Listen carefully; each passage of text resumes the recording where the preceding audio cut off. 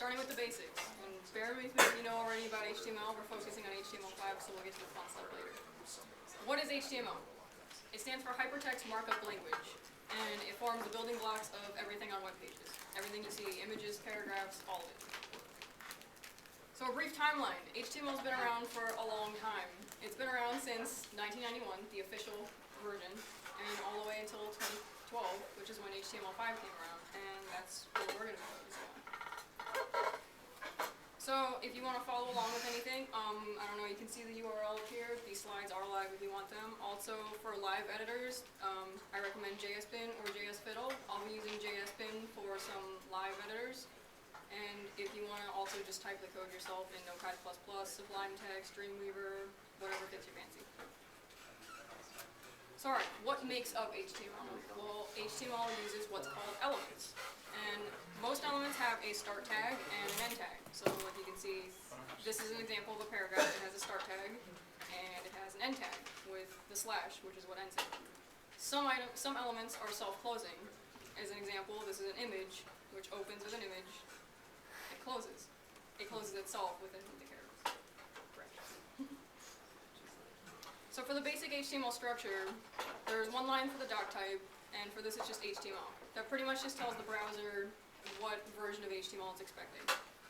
Everything else, HTML has, pretty much everything has the start, the open tag and the close tag.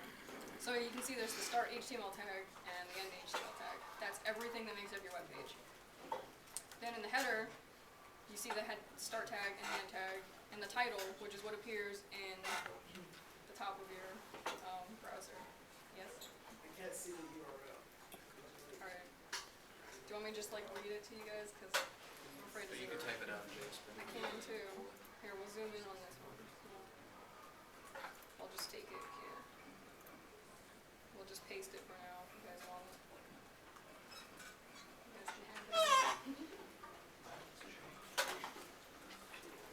And also, if you saw the Facebook event or the Google Plus event, we'll be posting the slides there after the event.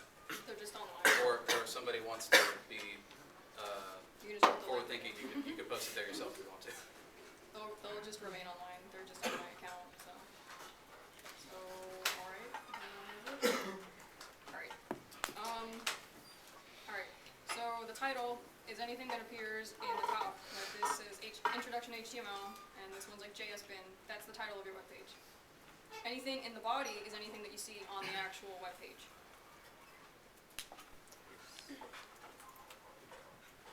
So alright, some basic tags. We have the P tag, which is for paragraphs, the A tag, which is an anchor for links, and I'm going to go into these more detail so you don't have to like super write everything down. H1 through H6 are headings, different heading levels. Divs, which pretty much make boxes on the web page. Ordered lists, OL, unordered lists, UL, and tables. And we'll just get to showing the tables. So for like paragraphs, if you want to put this in like the body section, we'll just say this is a paragraph. I'm probably going to end up making a lot of typos, so bear with me if I spell stuff wrong. And you can see if you type this in HTML here, the output is just a paragraph. Everything by default is black Times New Roman without any styling on it. And if we want to make an A, which is an anchor link for a tag, then we would just say like google.com or something.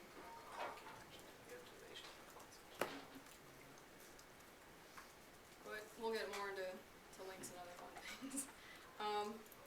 For headers, I have an example of some. I already made a web page, so just show you some of them instead of typing out all of them.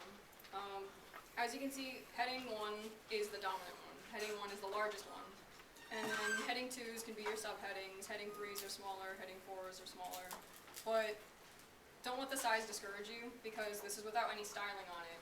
If like, because you get to, let's say H6 is the really small one. This is a heading. And, yeah, sorry. I just want to get the link on there. And you can see it's smaller than the paragraph. But HTML is just for structure. So if you have headings that go all the way, like in a textbook, if you have lots and lots of subheadings, use the headings. Don't just use the paragraph instead. You can always style them later with CSS, but just don't worry about that right now, because HTML is just getting the structure of the page down.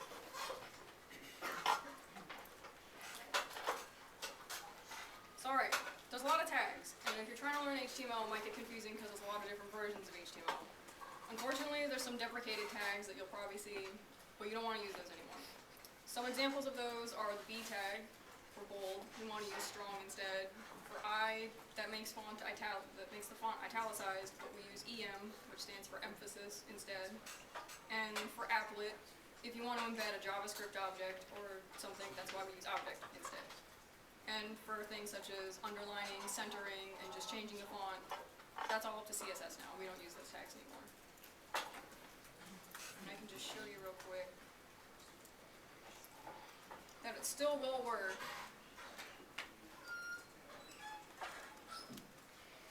But it's the same thing as using strong. Sorry.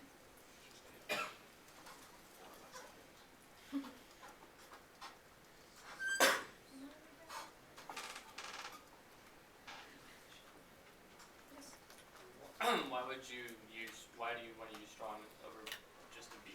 It's just, that's like the tag that you're pretty much supposed to use now. Like B, it's like it'll still work, but it's kind of being phased out. So browsers will still interpret it, but I can't say they always will, so. And really, the push in recent years has been toward making your HTML separate from the styling of it. So instead of saying this text is bold, what you're saying right now is, I want this text to be strongly emphasized or normally emphasized in the terms of italicized. Because using CSS, which we will cover in a later TechTime, which Corinne has in her slides, the time and date and everything, you can use that to make a strong tag have any style you want. So it doesn't actually mean that it's bold anymore. So that's kind of why they moved to strong instead.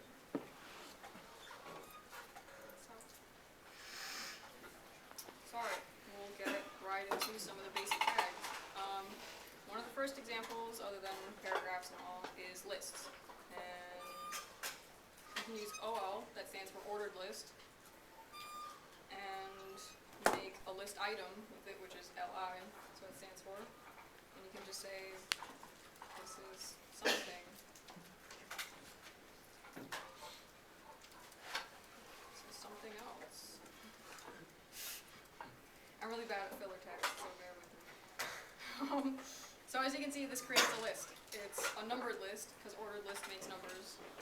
Or we can change it, and we can change the O to a U for an unordered list. An unordered list is just a list of bullets. And you can mix them together though, so if you want to have nesting, you can put other lists inside of lists. We can have listception here. We can have more lists. And you can see nests, like, they go right inside each other. It's pretty much like how it would look in like a Microsoft Word document or something if you were indenting bullets, but it's the same thing in HTML. Just make sure you open and close the right tags. Like you're creating an entirely new list, so open and close it. And this goes within this list item. So this becomes one whole thing. I'm sorry. Yes, you had a question. Does it automatically default to bullets and then numbers? The unordered lists are just bullets, and the ordered lists are numbers. Okay. But So yes. Using CSS, which I keep mentioning CSS, but we wanted to focus on HTML for this one to get the basics down. But using CSS, you can change it to use diamonds or empty circles or things like that, or you can use A, B, C, D, or uppercase or lowercase, Roman numerals, things like that. Or images, yes. Very fancy. Oh gosh. Sorry.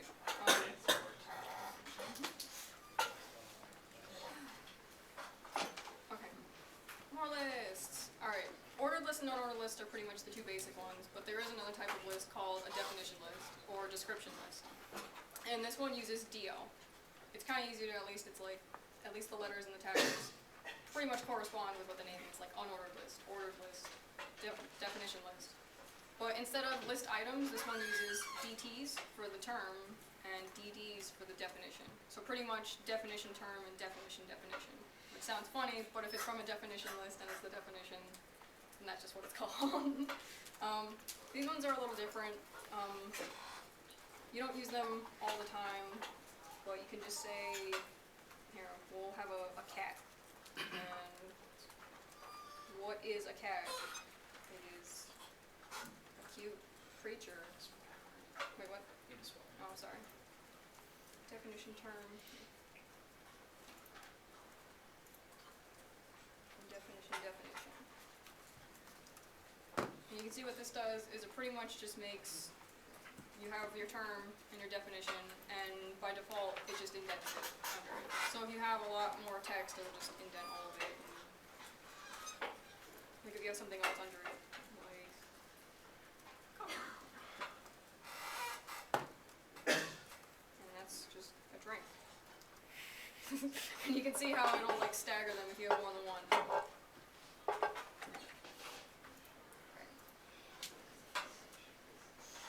Alright, now I mentioned links before, but they're a little trickier than they seem. Links require an attribute. An attribute in this case is href, which could stand for hypertext reference. It's the easiest way to remember href, because if it's a hyperlink, that's your hyperlink reference, the place you're referencing. For attributes, you always use lowercase, so the href will always be lowercase. And you set it equals to whatever value you want, in this case, whatever website you're going to, in quotes. So for our example, you open your tag, you put href in lowercase, and if we want to actually go to google.com, that looks funny, I don't know where the one line. You have to put the entire web address in quotes. And then whatever is between the start tag and the end tag is what will show up on the HTML page, and then you close the tag. So as you can see, it pretty much just made Google. That's all you see. You can make it say whatever you want here. It doesn't have to match like the URL. You can just type anything, and that's what will appear there.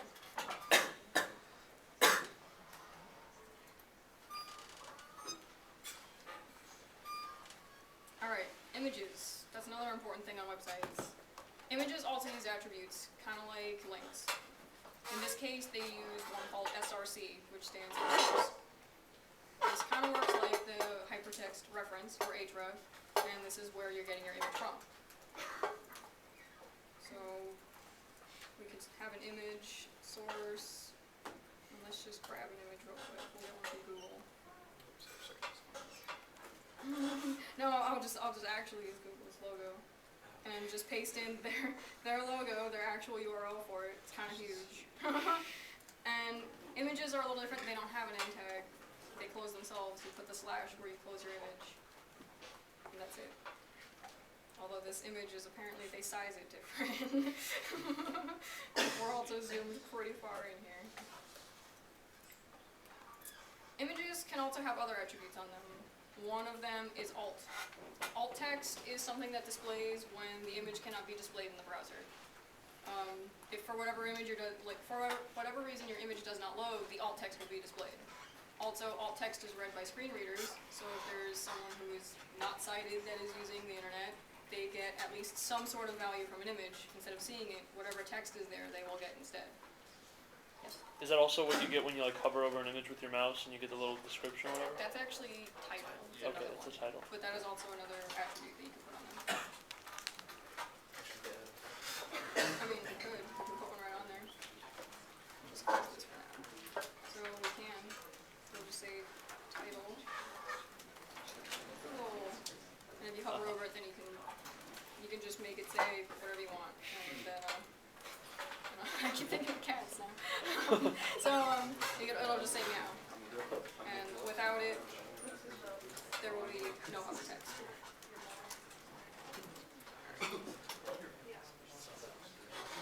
All right. Yes.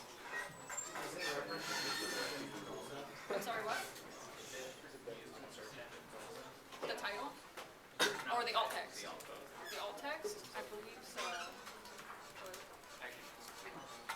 Yeah, they use that as part of like, because Google doesn't know what the actual image is about Right. yet.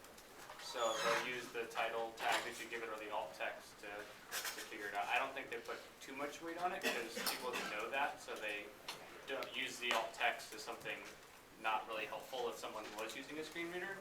But it is if you're trying to make sure that it ranks on Google, that's probably something you want to do. yeah, I think web crawlers do look for it. So if you're trying to do search engine optimization, then I think it does Also, like, too.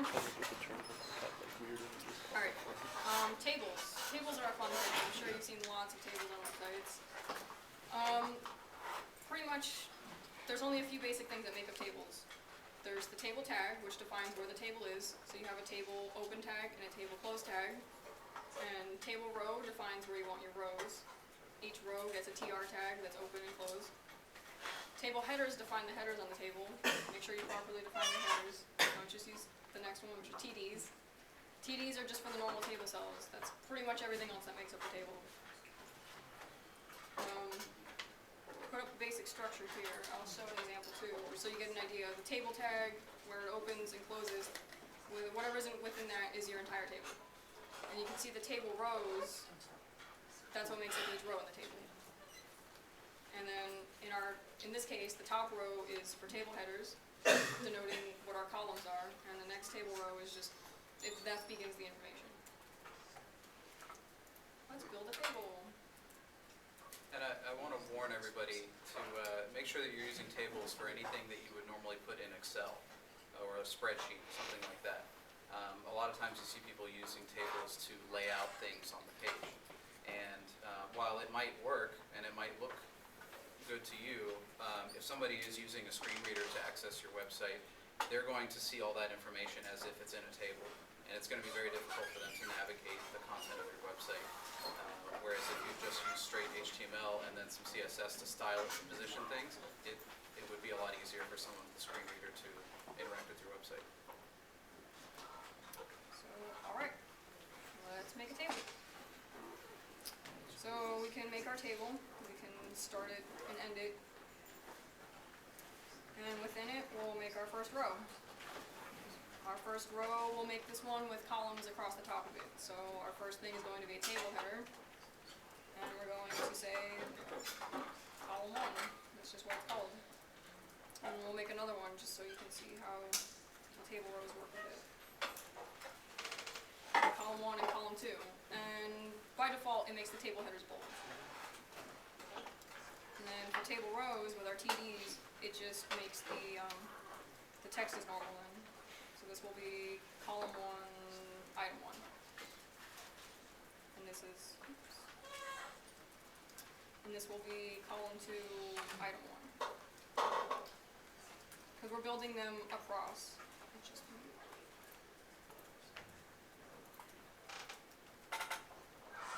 So instead of building them using columns, we're building them using rows. Each, like this row creates just a row of information. You can put whatever you want in there. You can put images. You can put other things in here. Like you can put an image tag in here instead of just text. Whatever you would like. There is an attribute on table headers. This one is called scope. So you can denote the scope so screen readers and other things also know how your table is set up. In this case, we have the scope of column because these headers are for columns. And you see, it doesn't really change anything visually. This is pretty much just there to make your website semantic. It makes it so screen readers and other things actually know which way the table is supposed to be read. Because otherwise it's just going to read it left to right, top to bottom, and it's not really going to read things in a specific way. With the scope on it, if someone just wants to go down one column, they can just go down one column instead of having to tab across the entire thing. And it makes it easier for other people to navigate that. Otherwise, we can change the way our table is set up. We can just do an entirely different thing. We can make a table horizontally. So we'll have a table header, and we'll just make this row 1. And we'll make row 2. Just kidding.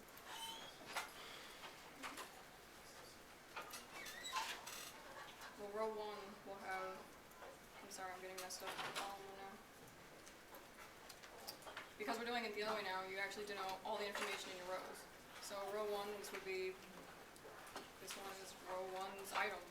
There's only one in it. I keep touching the keyboard on this. I mean the mouse on this.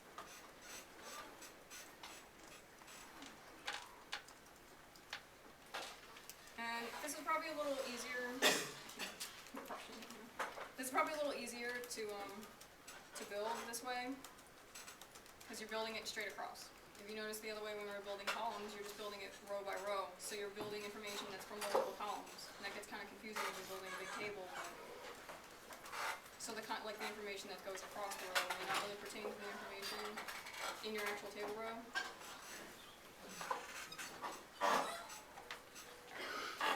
So I'll just finish this one. We'll just real quick. I know the scope got messed up on the wrong.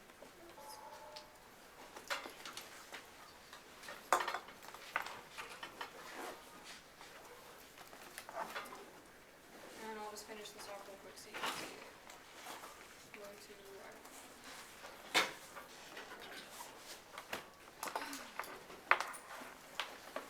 I keep touching the keyboard. Alright, well, I keep brushing the mouse on this. Alright. Let me see if I can actually turn off the mouse.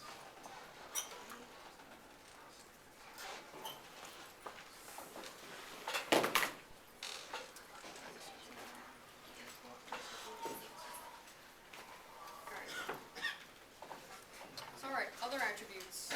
You can add a lot to different HTML elements. You can add class, which specifies a class name for an element, and you can refer to this easily in a style sheet then. So if you want to style a specific thing, you can reference either the class name or also ID. An ID is a unique name for something. You're probably familiar with unique identifiers. The ID, each element can only have one, but an element can have more than one class name. So if you have to put more than one style on something, you can use multiple class names. There's also styles for inline styles and titles. Moving over for the images, you can put a title on it if you hover on it. Comments. Comments are also great. Comments in your code. Comments are completely ignored by the browser. They're not displayed on the web page, so you can write whatever you want in them. Although, be aware that other people can read them. I have an example here. We'll view their source. On the Wind Waker HD website, you can go look at all their code if you view source. But comments are completely visible to people if they find them. So while it makes it fun to hide Easter eggs and things, just make sure you're not putting anything rude in your comments, because other people will probably see it. So alright, for an example, I'll just show you real quick. Comments.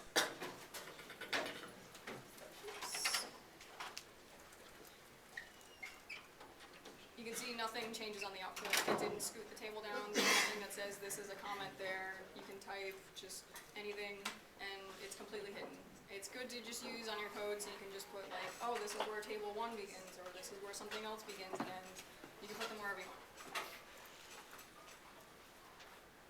Forms.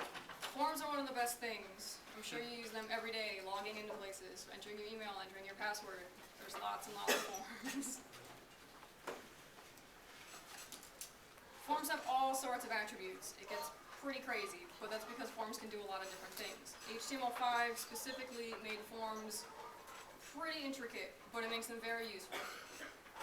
So, for an example, let's just make a really basic form. We'll get rid of our table, a failed table. So, we will make a form. We just have a form tag. Start tag, end tag. And we want to put an input box. Let's make this one type search. And we'll have another input that's type submit. And you can see that one with type search creates a search box, and one with type submit creates a submit button. It's pretty much the most basic form you can get, just one thing with a submit button. Because you need the submit button, whether it's for JavaScript or anything else, to get that information. Oh, I'm sorry.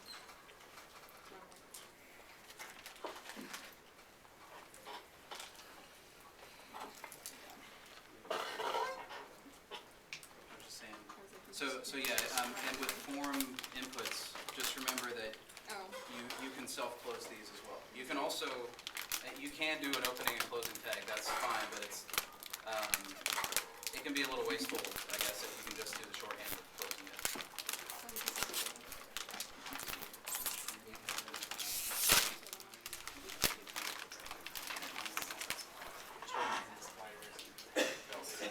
Does the placeholder go inside the input type search tag, or does it have it as a separate tag? it's a separate attribute on it, and I'll get to that in a second. Oh. So I just wanted to show you like forms before I get into the attributes, because otherwise I'm just giving you a bunch of attributes. And it's kind of hard, it's overwhelming at first. But for this example, the search one is kind of interesting because the type search is something that HTML5 has. It makes it so the search bar actually behaves a little differently. So you can see that like when you begin typing, it actually adds this little X button. It's just different from a normal text box. There's lots of different attributes you can add to them. You can add placeholder text now in HTML5. You can make it autofocus. There's all sorts of different types. So we can add placeholder text on this. Let's just say, search for something. And that's what will be in the box for your placeholder text. And then when the user clicks in and starts typing, it'll go away. Another attribute, autofocus. A good example of autofocus is going to Google's webpage. When you go there, the first thing that happens is it targets the search box. Yes? I have a question. Can you like put something in the search box or a form and then submit it and have it change like a paragraph on your HTML? Well, Like have it put a HTML can't do it, but you would have to use JavaScript or something else to actually have functionality with it. HTML is just the structure, really. So, alright. So, for autofocus, go back to Google. They have all the good examples. You can see after hitting enter on google.com, their search bar is targeted. The cursor is blinking in it. I can just start typing immediately. I don't have to click into the box. So that's what autofocus does. It'll put the attribute autofocus on something. If I just came to this web page, then it would just have the cursor blinking in there. It's a little weird in JSBin because it's like a live demonstration. That one's really helpful. People don't have to click in there. People don't have to, like, power users don't have to tab all their way in there if you have a bunch of links across the top or anything. A lot of people like that one. There's other different types. If we don't want to make it a search bar, maybe we want to look for people's email addresses. Another type that HTML5 has added is type email. This one will look for email addresses. So if I just type in anything and hit submit, it's going to actually know that I did not type in an email address. Or the same thing with type URL, which type URL also will know if I don't type in a URL. Also, it's kind of interesting. You may notice if you're using an iDevice, such as an iPhone or an iPad or something, when you go to type in an email address, it'll change the keyboard too. It'll have an @ symbol when you're typing in your email address, or it'll have like a .com button when you're typing in like a URL, and that's because the browser will know if someone's using these on there, if it's type email or type URL, and it'll automatically update it for you. More forms. You can do all sorts of things with forms. We don't just have to type in text. Some things that are interesting are numbered. You can have the user type in numbers, which sounds really basic, but you can also really link what they do. There's attributes such as minimum, max, step. Min is obviously a minimum number. If you put min 0, they can't put in a negative number. If I put max 10, they can't put anything above 10. Step 2 makes it so it goes by 2s. Anything that the user can put in can only be 2, 4, 6, etc. And value will set a default value. So if I came to that web page, the form would already have 6 in it. For my example, value is 6. Do this also. We'll change our type to number. And we will, if you notice when I change it to number, it also makes it so it's now either you can type in a number, or we can just scroll through numbers. But I can also type in whatever I want. I can type in negative numbers right now. Yes?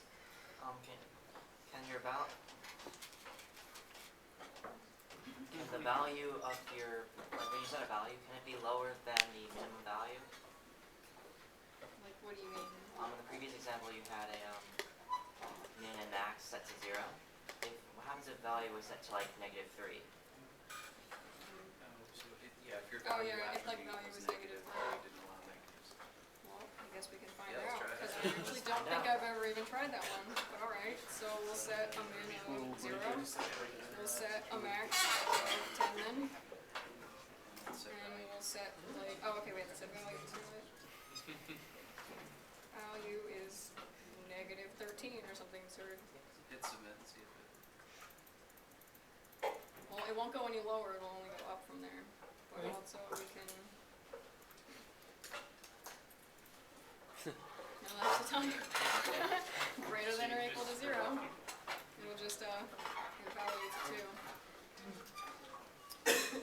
So, alright, let's add step to it also, so you can see how step works. I keep swiping my hand across it. Alright, step is 2. So you can see it starts off at 6, and this time it'll go 0, 2, 4, 6. Yes. How would you make it, like, 'cause obviously if you put value, it starts at that value, but how would you make it so that you tell it you want a certain value before they're allowed to submit it? Like if you go to a page and it says, what's 2 plus 2 as their way of making sure you're not a robot? Like JavaScript validation. You- Not so you- like, you yeah, can't do it with like HTML is just for like setting up your form, not for actually taking the information and Okay. Min 2, max 2. just brute force. Yeah, that could work.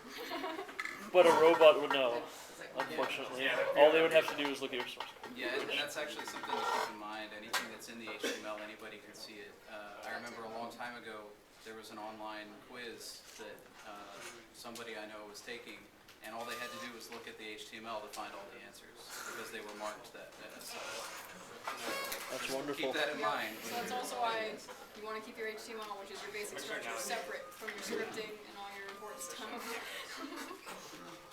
So alright, there is also type range.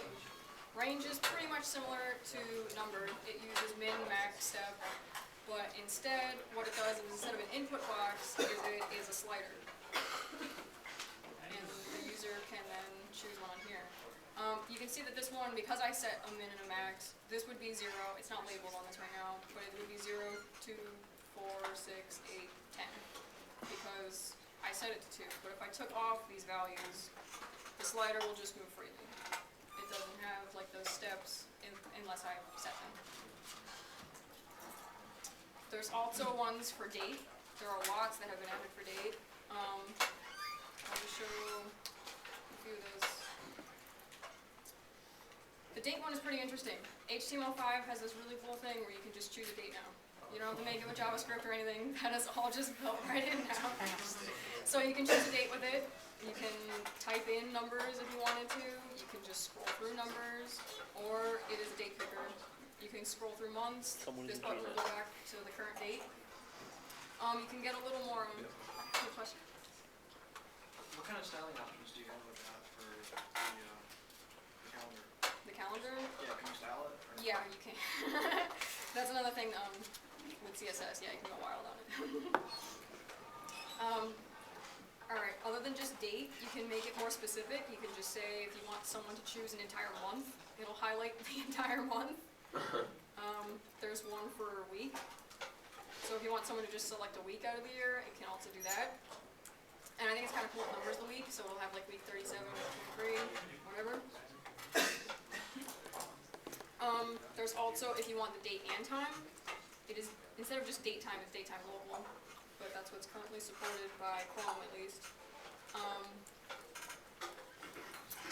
This one, you can choose the date and then the time. You can also either just scroll up or down, or you can type it, and it has AM and PM. That's pretty much it. I don't know why it's not letting me. Alright. And if you don't want the date, you just want time. It makes it a little smaller, there's no calendar. If it's just time then, and you can also just type in whatever time you need. There's another one for type color, which is getting a bit crazy. I don't really know a form where you would need to choose a color, but it's possible. And I think it's actually pretty neat how it does it. If you have type color, what it does is it picks up an entire color chooser. Okay. And so I can choose whatever color I want and put it And pretty much what it would return is the hexadecimal value of the color. So if you wanted to take that for whatever reason with JavaScript or PHP, then whatever, you can do that. Yes? What kind of browser support does it really use? It's a good thing. Yeah. Well, that's a good point. I believe color works in Chrome, Firefox, Safari right now. I think it works across all of them. Ones like DateTime Local, I think work in Chrome but not Firefox. That's the unfortunate thing with HTML5 being a little new, is that you don't actually know which ones are, there's browser support for. But there's also websites like W3 Schools. I have a resources slide at the end too with all these. Like W3 Schools will help you know. I know there's ones that's just like, can I run it? Can I use? Can I use it? Can I use.com? Yeah, can I use, and that'll also tell you. Actually, good. Alright, I'm like, can I sue? Can I use? Can I sue? Hopefully this goes to the right place. Okay. Yeah. Can I sue? Sue, and I might as well just show you W3 Schools also does it. W3 Schools has lots of awesome tutorials if you want to keep going at it too. Specifically for HTML5, input types. They also have it, they'll show you which ones are working. Color is actually only in Chrome and Opera right now. But the different types will tell you. So the hope is though that they will all support all of the useful ones in the near future. So Yeah, because it's funny because they list types that exist, but they don't actually work in any. Like type tel for telephone number is actually not supported in any browser. So they exist, but it's because browsers pretty much have to catch up, and hopefully all browsers will use all of these eventually. In the meantime, Tell us support in mobile browsers. that too, mobile browsers. Alright, form validation. As you can see, when we were typing in email addresses and things, it knows if we typed in an email address or not. That's because it's automatically validating. Unfortunately, it can't replace all of your validation. It can help replace some JavaScript on the client side, but this will not replace PHP or Python or whatever you need on the server side. But it does help. You don't need to use as much JavaScript, at least checking if the field is filled in correctly immediately. HTML5 is at least helpful. You don't need as much JavaScript. So as you saw, like I said, email. Let me just reiterate this. That's the automatic validation. It'll pop up with those. Right. But what if you don't want to validate? I don't really know why you wouldn't want to, but in case you don't want to, there is actually a no validate attribute. This one's a little different. You don't put this on the input, you just put this one on the form. So instead of one of the attributes that we were putting at the end of the inputs here, you just put it on the entire form, and you would put no validate. I did it again. So does that mean that you can only choose to not validate the entire form? You can't do field by field That's what selection? I was just going to say. That's the only downside to it. is AKA you can- always validate. The entire form will not validate because it's on the form tag, and so all the children, which are all the inputs, will not validate. And so yes, just validate. It's probably better. But if we have no validate on this, you can see it's still looking for an email address. It'll just kind of break. It'll accept it, but now you don't have an email address if you wanted an email address from somebody, which is pretty bad. Do you have a question? I was gonna ask how strict is the validation? Like, does it just do like a basic, like, can you put anything with an @ symbol and any domain and any URL? Yeah. It'll pretty much take anything. So I mean, that's why it can't really replace JavaScript. If you want it to be pretty strict, you're gonna want to use JavaScript or whatever you want, so you can really limit what users can type in. I mean, it's pretty much just using for an email address. It's like instead of maybe someone just thought like, oh, this is the username box instead of the email box or something. I mean, it's pretty much just using for looking for @symbols.com, anything really. Not even .com in this case. I mean, you can type in .meow. All right. Also, required fields. That's another thing you can do to forms. Instead of just validating them or not validating them, you can make them required. These ones go on the input types. So on the inputs, you can do this to specific ones. So I can make the email required, but if we also have, let's say, a URL or something, then we can try to submit it with, we can put a URL in there. Actually, I think it's gonna look for, and I'll say, please fill out this field. And it looks like it's pointing to this one, but it's highlighting the one with the email. It wants it to be required. So, I mean, while the other one isn't required, we could get around it. It's not gonna complain about that one. It'll just tell us, please fill it out.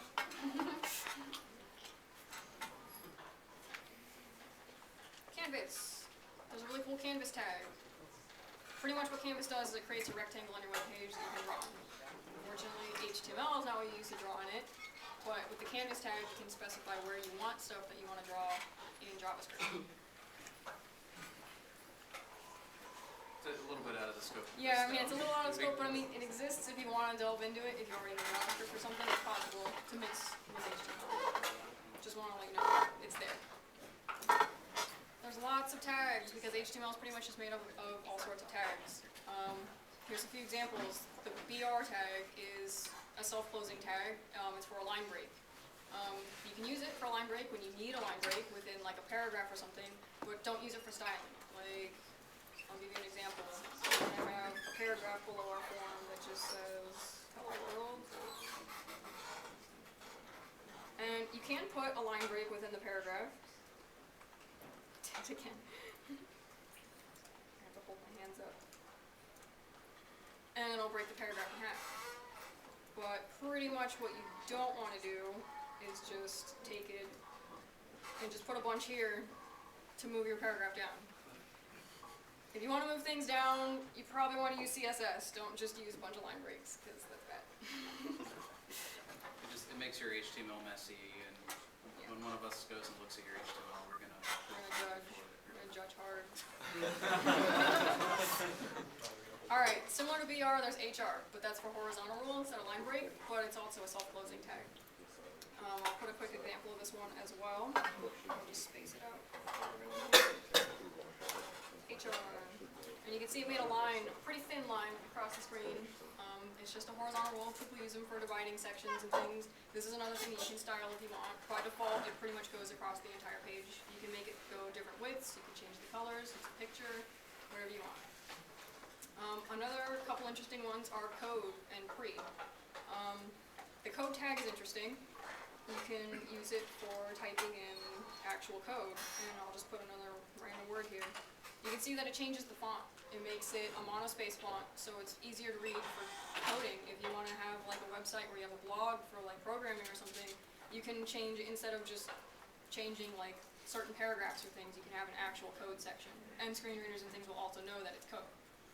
So, and then pre-tag is also pretty useful. I think the pre-tag will also change it automatically.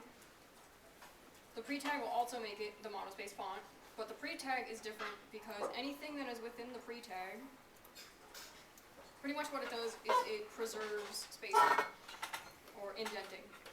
So I have this here, but if I actually tab over it, it'll remember it, which is pretty cool because, again, if you were doing code examples and you have lots of indenting, nesting, and things, then it'll preserve that. You don't just have to, like, because in HTML it doesn't recognize blank space. So, like, for, well, go to the P. yeah, I was like, well, this one will do it. If there's like a bunch of blank spaces, it's not really going to know the difference. It doesn't, you can use as much white space as you want when typing HTML, as long as it's, like, you can use spaces, enters, whatever, space out your code, make it easy to read, but HTML is not going to know it. So you can't just like hold down the space bar and be like, oh, that'll be indented and have code. It won't. So use the pre-tag. Another. Don't go willy-nilly with the pre-tag though. Like that's for specific For, uses. like, Yeah, to make sure that something doesn't get processed like HTML. Although you can't put HTML in there, it will process it. Oddly enough, you have to use something else, which I'll show you later. Yeah. Sorry, you have a question? You put the gray box around it, like if you go to Stack Exchange or anything. That's like one of that the things was that you would style it with. You can specify like a Oh, background use color that on things or CSS something. again. Yes. So like CSS, you could give it specific looks. Alright. So alright, there's another couple. I'm gonna go through a couple of these quick. There's sub for subscripts. There's sub for superscripts. I say soup. That makes, you have subscripts and superscripts if you need to type in like exponents or footnotes and all different things. HTML entities, this goes along with the code tag. HTML entities, there are certain characters that are reserved in HTML. In this case, it's like the ampersand. You can't just have an ampersand in your code. So you have to escape it. And there's certain characters that you have to use. You pretty much put in code for that character. So like if I want an and sign here, JSBin also highlights it and makes it red because it knows that there's something wrong. In this case, for an ampersand, you type in amp, and then the ampersand will appear. If I was going to type in code, and I wanted to have like an actual HTML example here, if I just type in HTML or something, it's gonna like it's gonna interpret it as HTML. It's not gonna display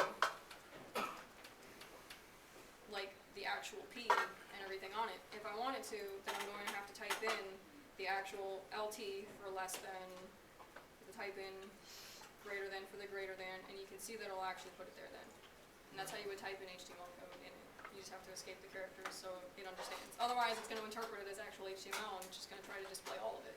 It doesn't know that you want to actually display that like verbatim. It's going to think that you want to display it as HTML. And it's also useful for things like copyright, trademark, registered trademark. There's a bunch of HTML entities out there. I put other examples on here, but for time's sake, I'm going to go through and you guys can have the slides.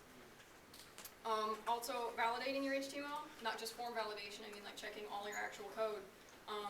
What you do is you double check for errors. Pretty much what you do, it's like if you're typing in Notepad or something, HTML, it's not going to know if you made errors. But there's services such as like the validator at w3.org, at W3C, not actually W3 schools, and you can just take like all your code and you can just paste it in here, you can upload your file, and I mean we can take an example here real quick, just paste it in. I'll probably say there's a lot wrong with it because I'm typing really quick. It'll tell you what errors there are in your code, and so if there's unclosed tags, if you have things such as the ampersand that you didn't escape, you didn't put amp on it, it'll let you know, and it tells you which line things are on. Okay, my P tag is wrong. Okay, I have a closed one because I didn't finish with the less than greater than, but it'll tell you exactly like what line, what column everything is on. It's a really useful tool if you want your code to be right and also display properly across browsers. How do I make it pretty? That's usually the biggest question. A lot of things asked are about CSS. How do I make it look like this? How do I make it look like that? Well, CSS is the key to that because as we try to emphasize, HTML is for your basic structure. CSS can be used in a number of ways. There's inline styles. You can put it like right on paragraphs. There's internal styles. You can put it within the head at the top of your HTML page. But we try to avoid both of those because, like we say, try to keep your HTML separate from your styles. If you want to have styles, then use an external style sheet, and you can import it into the head section of your HTML document using this link. Pretty much it's a link tag, that's what it is, and you put whatever your file is in here. Normally people call them styles.css or whatever. You can import your own style sheet, and that's like a local reference there, and it'll have all your CSS. And if you want to learn more CSS, we're actually doing another TechTime. Hooray! The TechTime will be in like 2.5 weeks. It's on October 10th from 6 to 7 p.m. And as he said, it's in the Center for Distributed Learning, the first floor library where we work. There will also be a Facebook event and everything for this if you guys want more information or if you're interested in going. We're going to start with the basics on that, style some things. I know that's a major concern when people come here. They're like, but this looks awful. It's like it's just for structure.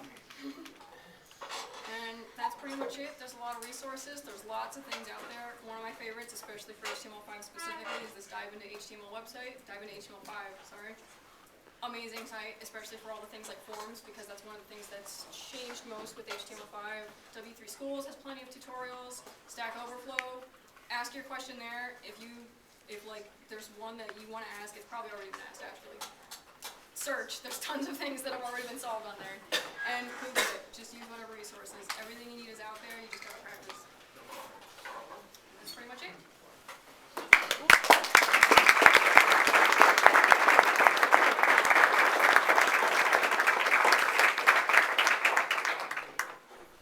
See that last slide, the location?